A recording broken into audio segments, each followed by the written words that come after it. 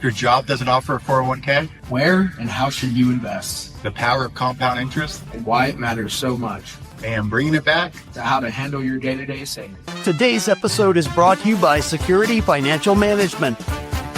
Welcome to Best Advice Podcast, guys. I'm your host, Rob Lovaglio, here with Trevor Bell, Certified Financial Planner. So last week, Trevor gave our viewers the opportunity to send some questions in. We had a lot of good questions, Truck. We did. And we're just going to rapid fire 3 of them that we think will be beneficial to everyone. So, Mr. Trevor Bell, with that being said, let's get right to it. What's the first question you got, or the most repeated question? Sure. Receive. I don't have a 401k through work. Where and how should I invest? Anyone who owns their own business, small businesses, yeah, it's a lot. Your solo 401k, if you want to essentially max out your contributions.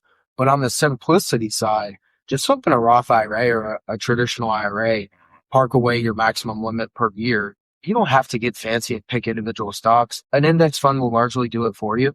And remember not to try and time the market. A 401k is convenient, but it's not magical. The key is starting.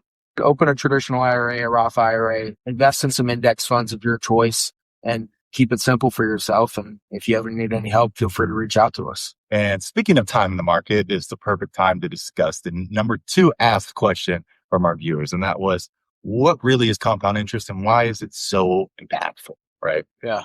Compounding means your money earns money and then that money earns money, right? Yeah. And what I mean by this is think about a snow avalanche, right? Yeah. At the top of a mountain, you have a couple of things of snow.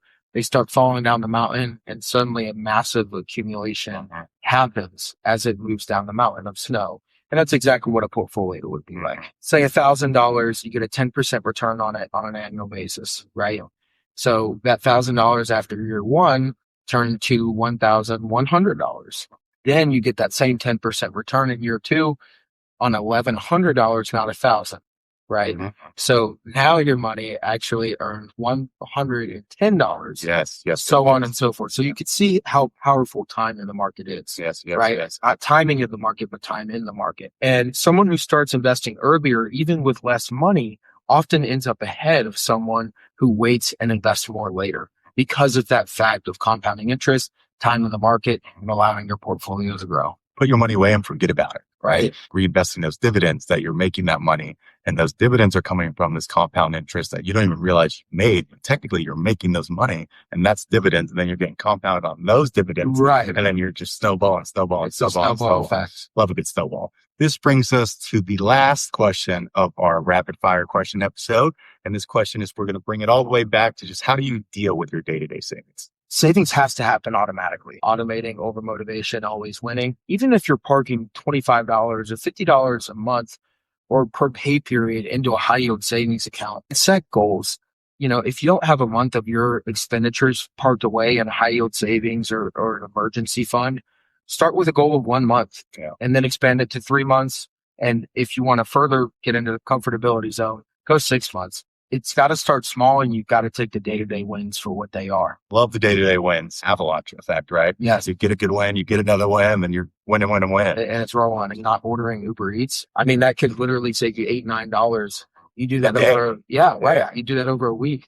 That's $70. Let's round up $100 a week. You're almost getting $400 to 4.5 weeks. Yeah. You know what I'm saying? So like $400 a month. Take small wins, bro. That compounding interest will hit eventually. Right. Well, beautifully said, Trevor. If you want to talk to Trevor Bell or any of our certified financial planners here at Security Financial Management, we're going to leave a link in the description, a QR code right here for you. And remember, folks, the secret to wealth is not what you earn.